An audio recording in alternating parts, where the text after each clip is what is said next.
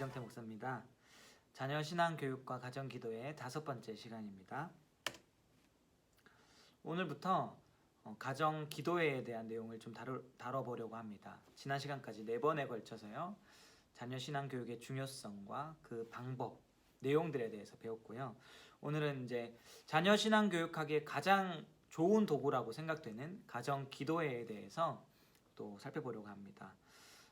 가정 기도에 대한 이론적인 부분들 그리고 성경적 역사적 의미들을 좀 생각해 보려고 합니다. 나아가서 좀 실천적인 의미도 찾아보려고 합니다. 두 번째 챕터 가정 기도에서 다룰 그런 교재는요, 바로 이 앞에 있는 가정 예배 가이드라는 책입니다. 임경금 목사님이란 분이 쓰신 책인데요. 이게 딱 책만 보면 어떤 느낌이 드시는지 모르겠습니다. 저는 처음 이 책을 딱 샀을 때 왜 이렇게 촌스럽지 이렇게 생각을 했어요. 그래서 언제 만들어진 책인가 하고 딱 봤더니 2020년 4월에 출간된 책이었습니다. 2020년 감각이라고 하기에는 너무 좀 올드한 스타일인데, 그리고 출판사도 좀 큰 출판사예요. 생명의 말씀사. 그럼에도 불구하고 참 책이 세련되지는 못하다 이런 느낌을 받았습니다. 그래도 이렇게 제가 이렇게 겉보기에 그렇게 썩 좋아 보이지 않는 책을 제가 교재로 또 주 내용을 강의의 주 내용으로 삼은 이유는 임경금 목사님 때문입니다. 이분이 제가 신대원 다닐 때 이분 수업을 들은 적이 있는데, 이분 수업 들으면서 가장 인상 깊었던 게 2가지가 있었어요. 하나는 입양하는 것이었고, 3가지가 인상 깊었네요. 하나는 입양하는 것이었고, 그 다음은 자녀들을 홈스쿨 시키신 거였고, 그 다음 마지막으로 자녀들과 4명의 자녀가 있는데 4명의 자녀들과 가정 기도회를 계속 해왔다는 것, 그게 가장 인상 깊었거든요. 그러니까 저희 교단 안에서 많은 자녀들과 함께 가정 기도회를 몸소 실천해 오신 분, 지금까지 상당한 긴 시간 동안 실천해 오신 분, 그 자체로서 저희가 교재로 삼기에는 충분한 그런 자격을 갖춘 분이라고 저는 생각을 하고요. 그래서 이 책을 선정했습니다. 이분이 쓴 또 다른 가정 기도에 관련된 책이 있는데요. 가정 예배 365라는 책입니다. 하이데베르크 요리 문답을 날마다 가정 예배 드릴 수 있도록 정리해 둔 책입니다. 아마 책이 있으신 분들도 계실 거예요. 그리고 자녀들 연령대가 조금 높으시면은 이 책을 저는 교재로 사용해도 좋을 것 같다고 생각이 듭니다. 아무튼 이제 이번 강의, 가정 기도에 대한 강의는 이 책으로 이루어질 것인데, 이 책을 사야 될까, 사도록 제가 추천을 할까 고민했을 때 굳이 사실 필요는 없습니다. 왜냐하면 가정 기도회가 필요하다는 그 설득을 하는 책이고, 동시에 가정 기도회를 어떻게 드려야 하는가에 대한 실용적인 책이기 때문에 제가 그 강의 내용을 이 책 내용을 강의에서 풀어낼 거고, 그렇기 때문에 이 강의를 들으시면 충분히 이 책 내용은 이해하실 수 있고 또 받으실 수 있기 때문에 굳이 책을 사실 필요는 없습니다. 이전에 제가 추천했던 책, 언약자손으로 양육하라라는 이 책은요, 중요한 원리를 담아둔 책이잖아요. 그래서 그 원리를 계속 되새길 필요가 있기 때문에 저는 꼭 사시기를 바란다고 추천을 드렸는데, 이 책은 그런 책은 아닙니다. 그래서 제가 그냥 이 책을 가지고 강의를 하겠다라는 것입니다. 자, 이 책은요, 총 3개의 파트로 나눠져 있는데 마지막은 부록이고, 우리가 살펴볼 파트는 2파트입니다. 그리고 첫 번째 파트, 우리 집 가정예배 기초 놓기라는 이 파트는 4개의 장으로 나누어져 있습니다. 그래서 오늘 2개의 장을 살펴보고 다음 주에 2개의 장을 살펴보겠습니다. 첫 번째 파트는요, 우리 집 가정예배 기초 놓기라는 이름으로 되어 있기 때문에 딱 느낌이 오실지 모르겠지만 약간 이론적인 가정 기도회의 이론적인 부분을 다룹니다. 이 책에서는 가정 예배라는 단어를 쓰는데 저자 자신도 가정 기도회가 더 맞다라고 생각을 하고 있습니다. 저도 가정 기도회가 맞다고 생각하고요. 가정 기도회가 맞죠. 예배는 공예배밖에 없으니까. 저희 헌법책에서도 가정은 기도회로 분류를 하고 있습니다. 그런데 대중적으로 가정 예배라는 그 단어가 널리 퍼졌기 때문에 이 출판사와 이렇게 그런 관계 안에서 가정 예배라는 단어를 쓰고 있습니다. 그래서 제가 이 강의를 하는 가운데 가정 예배라는 단어도 쓰고 기도회라는 단어도 쓸 수 있는데 기도회가 더 좋다. 그리고 가정 예배는 그런 대중적인 의미에서 좀 쓰이고 있는 것이다. 이렇게 양해를 해주시면 될 것 같습니다. 첫 번째는요, 성도에게 가정이란 어떤 의미인가를 다루고 있습니다. 만약 목사인 저에게 질문이 이렇게 주어진다면 교회와 가정 무엇이 더 중요합니까? 라는 질문이 제게 주어진다면 제가 뭐라고 대답할 것 같습니까? 제가 만약 한 30년 전, 20년 전 목사였다면 아마도 교회입니다. 교회가 더 소중합니다. 이렇게 대답했을 것 같습니다. 아마도 저희 선배 목사님들, 많은 선배 목사님들께 이 질문을 드려보면 교회가 당연히 더 중요하지 이렇게 대답하실 것 같아요. 그러면 저는 뭐라고 대답하겠습니까? 둘 다 중요합니다. 저는 이렇게 대답할 겁니다.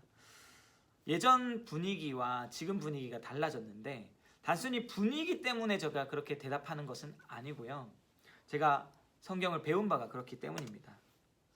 성경에는요, 감독, 그러니까 장로를 의미하는데요. 이 장로 안에 목사가 있습니다. 그래서 목사의 자격 이렇게 얘기할 수도 있겠는데 성경에서 감독의 자격을 말할 때 이 말씀이 이렇게 이야기를 합니다. 제가 여기 노란색 부분만 한번 읽어보겠습니다. 자기 집을 잘 다스려 자녀들로 모든 공손함으로 복종하게 하는 자라야 할지며 사람이 자기 집을 다스릴 줄 알지 못하면 어찌 하나님의 교회를 돌보리요. 이렇게 말씀하고 있는 것이죠. 그러니까 감독의 자격을 얘기할 때 먼저는 한 아내의 남편이 되어야 된다. 그러니까 반드시 결혼을 해야 되고요. 그래서 우리 고신교단은 결혼한 사람에게 목사 안수를 줍니다. 반드시 결혼을 해야 되고 결혼만 할 뿐만 아니라 자녀를 잘 다스려서 자녀가 공손하게 그 남편, 그러니까 목사죠. 그 직분자에게 복종하는 삶을 살아갈 수 있도록 잘 다스려야 한다. 이렇게 얘기를 하고 있는 거죠. 그러니까 가정을 소홀히 하면, 목사가 가정을 소홀히 하면 자녀가 어긋나게 되어 있고 자녀가 어긋나면 당연히 복종할 수 없지 않습니까? 그러면 좋은 감독, 좋은 목사가 될 수가 없는 거죠. 왜냐하면 이렇게 너무 분명하게 얘기하고 있는데 자기 집을 다스릴 줄 알지 못하면서 어떻게 하나님의 교회를 돌보냐 이 얘기입니다. 작은 교회를 다스리지 못하면서 하나님의 몸된 큰 교회를 어떻게 다스리냐 너무나 당연한 얘기를 하고 있는 것이죠. 그래서 목사에게는 가정과 교회 둘 다 중요합니다. 그렇다면 목사에게만 가정과 교회가 중요합니까? 이 감독이 뭐라고 했죠? 장로라고 했습니다. 목사뿐만 아니라 장로도 가정과 교회가 중요하고요. 장로만 그렇습니까? 이 구절 디모데전서 3장 1절에서 5절 뒤로 가면 집사의 직분에 대해서 나오는데 똑같이 얘기합니다. 집사도 동일합니다. 가정이 중요합니다. 그러면 목사, 장로, 집사만 가정이 중요합니까? 성도들은 직분을 사모해야 됩니다. 곧 직분이 될 자로서 늘 언제나 가정을 소중히 여기면서 가정을 잘 다스려야 하는 것이죠. 따라서 교회에게 있어서 가정은요 굉장히 중요한 그런 곳인 것이죠. 그런데 놀랍게도 같은 성경을 받았음에도 불구하고 중세의 교회는 그리고 중세의 교회 직분자라고 할 수 있는 신부, 사제들은요 결혼을 하지 않았습니다.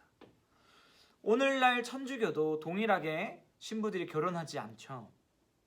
성경에 직분의 자격에 대해서 너무나 명확하게 기록해 두었는데 결혼과 가정에 대해서 얘기하고 있는데 결혼하지 않는 것이죠. 그래서 종교개혁의 차이가 여기에도 있는 겁니다. 종교개혁이 일어났을 때 어떤 변화가 있습니까? 여러 가지 변화가 있었지만 극명하게 다른 것이 하나 있는데 바로 직분자가 결혼한다는 겁니다. 중세 그 종교개혁이 일어났을 때 종교개혁가들이 대부분 다 결혼을 합니다. 예배만 개혁한 게 아니라 가정도 개혁한 것이죠. 가정에 대한 개념을 성경적으로 완전히 바꿔버린 겁니다. 가정이 중요하지 않았다면 교회에게 있어서 가정이 중요한 가치가 없었다면 종교 개혁가들이 가정을 새롭게 하지 않았겠죠. 이런 변화가 생기지 않았을 것입니다. 그러나 종교 개혁가들은 개혁을 위해서 가정도 반드시 개혁되어야 된다. 교회 개혁에 가정 개혁이 반드시 수반되어야 된다는 것을 인지했고 성경을 따라서 가정도 변화시킨 겁니다. 결혼을 한 것이죠. 특별히 가정은요, 태초부터 있었습니다. 아담과 하와가 첫 번째 가정인데 아담과 하와를 가정되게 하신 분이 누구십니까? 하나님이시죠.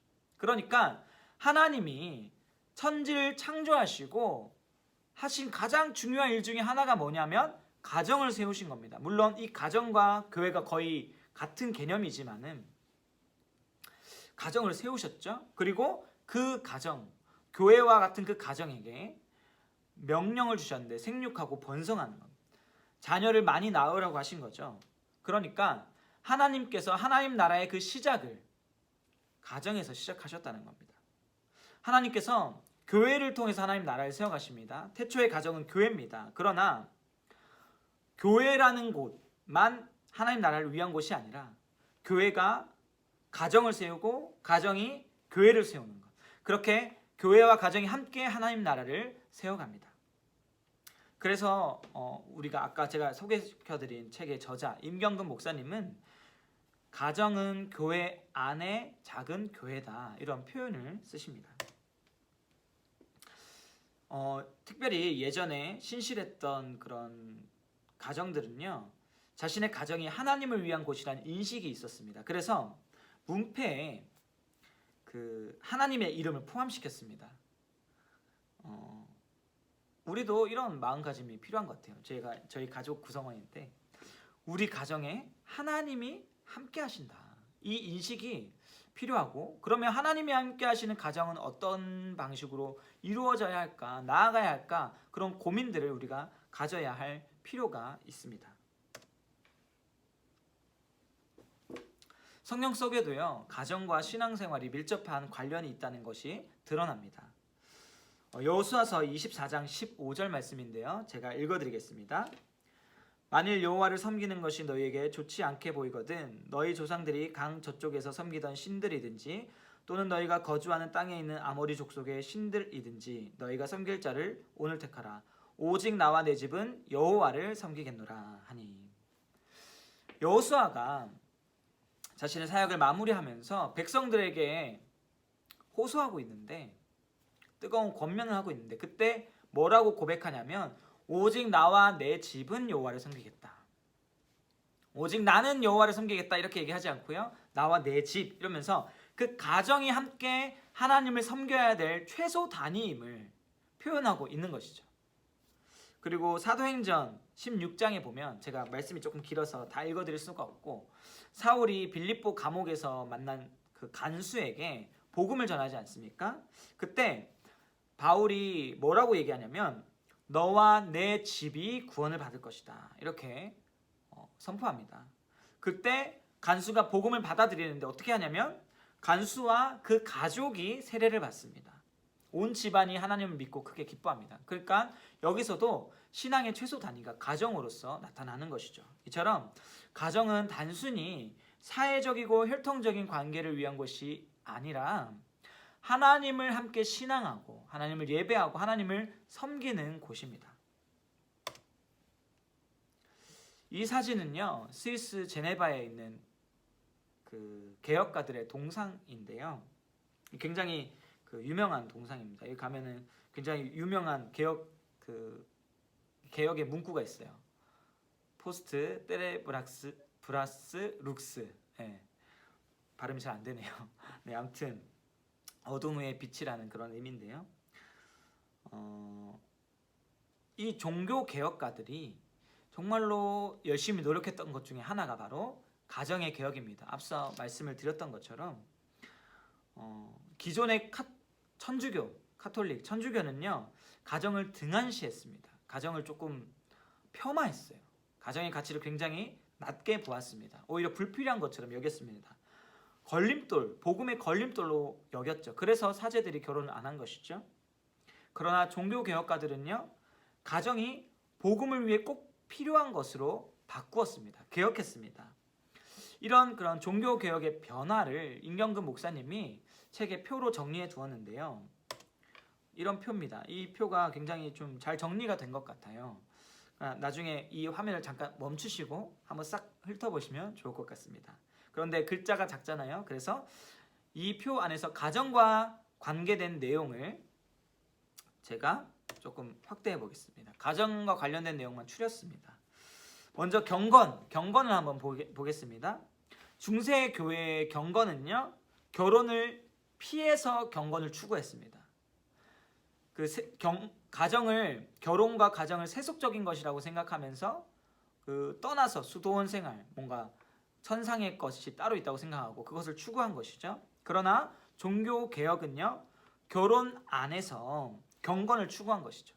오히려 이 결혼이 그리스도인들에게 주어진 의무, 생육하고 번성하는 그 의무를 감당할 수 있는 중요한 통로고 사명을 감당할 수 있는 그런 도구다라고 확신했고, 이 가정을 회복시켜서 생육하고 번성하는 것, 단순히 자녀를 많이 낳는 일이 아니라 경건한 자녀를 낳는 그 일을 함으로써 경건에 힘쓴 것이죠. 그러니까 결혼이야말로, 가정이야말로 경건을 위한 중요한 통로고 도구가 된 것입니다. 하나님의 영광을 드러내는 도구가 된 것이죠. 그리고 모범에 대해서도 중세의 교회는 그 모범적인 모델로서 무엇을 제시하냐면은 성직자 그리고 수도사 수녀들을 제시했습니다. 이 사람들이 경건하다고, 이 사람들을 본받아라고 한 것이죠. 그러나 종교 개혁가들은 성도들 한 명 한 명이 다 모범적인 삶, 본이 되는 삶을 살아야 하고, 가정의 남편과 아내가 그런 본이 되는 삶을 살아야 한다. 가정에서 하나님을 드러내는, 하나님의 사랑을 나타내는 존재가 되어야 된다. 이렇게 강조한 거죠. 이것은 지난 강의 조엘 비키 목사님 언약 자손을 양육하라에서 굉장히 강조됐던 부분 아닙니까? 부모가 본이 되어야 된다는 것. 그걸 종교개혁가들이 얘기한 것이죠. 결혼관도 조금 다릅니다. 중세교회에는요, 이 결혼을 그렇게 긍정적으로 보지 않았기 때문에 자연스럽게 결혼 잔치를 부정적으로 보았고, 그래서 발길을 끊었습니다. 그러나 종교개혁가들은 결혼이 굉장히 중요한 통로고 또 기쁨을 누리는 곳이고 삼위 하나님과의 그 사랑을 누리는 곳이기 때문에 결혼의 잔치의 그 기쁨을 회복시킨 것이죠. 성적인 부분도 다릅니다. 종교개혁 그 중세 시대 교회들은요, 금욕을 해서 뭔가 경건에 이르고 그런 뭔가 정절을 지키고 이런 하나님을 위한 삶을 살 수 있다고 생각을 했습니다. 그래서 금욕하려고 결혼을 안 했습니다. 그런데 결혼을 안 한 그 결과가 무엇입니까? 오히려 절제가 안 돼서 수많은 신부들이 사생아를 낳았죠. 창기들과 만나서 아이들을 낳고 몰래 그 아이들을 기르고 했던 것입니다. 오히려 그런 신부들이 있는 곳 주변이 오히려 더 음란했던 것이죠. 그리고 오늘날에는 동성애도 쉬쉬하고 계시지만은 동성애도 많이 있습니다. 금욕하려고 결혼하지 않았는데 오히려 더 무절제한 삶으로 나아가 버린 것이죠. 종교개혁가들은 이런 데서 개혁을 해서요, 결혼 안에서 성적인 기쁨을 누림으로 말미암아 성이 오용될 수 있는 것을 막을 수 있도록 한 것이죠. 성을 절제할 수 있는 그 아주 좋은 도구가 바로 결혼이고 가정이다라고 이렇게 제시를 하는 겁니다. 완전히 바뀐 거죠. 그리고 여성관도 많이 달라졌습니다. 중세교회는 여성을 유혹자로 봤습니다. 그래서 피했습니다. 그러나 종교개혁은 오히려 여성을 교회에 빗댈 만큼 굉장히 중요한 존재, 거룩한 존재, 영광스러운 존재로 보게 되었습니다. 훈련에 있어서도 중세교회는 독신과 가난이라는 그런 개념으로 자신을 넣고 그렇게 훈련을 했는데, 아까 얘기했던 것처럼 종교개혁 이후에 가정 안에서 절제함으로 자신을 훈련해가는 모습으로 추구하게 바뀐 것이죠.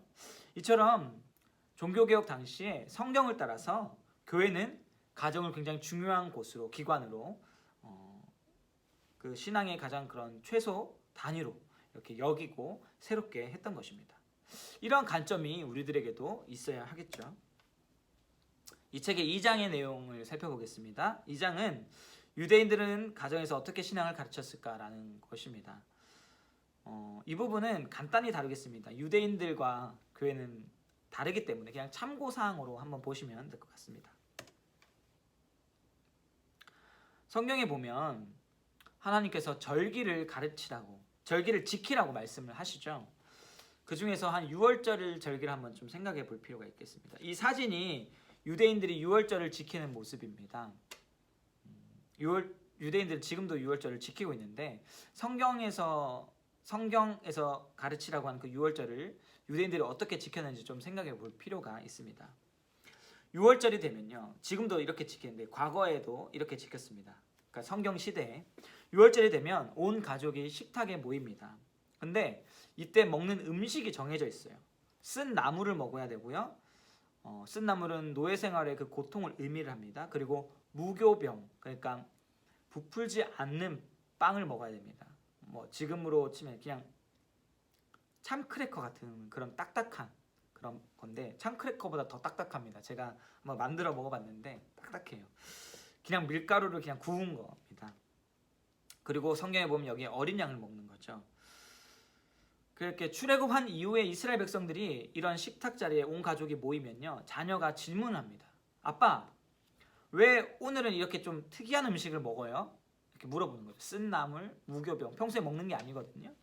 왜 평소랑 식탁이 다른가요? 하면 이때 아빠가 뭘 얘기하냐면 이스라엘 백성들의 출애굽한 그 과정, 일들, 하나님의 어떤 은혜를 베푸셨는지를 얘기해 주는 것이죠.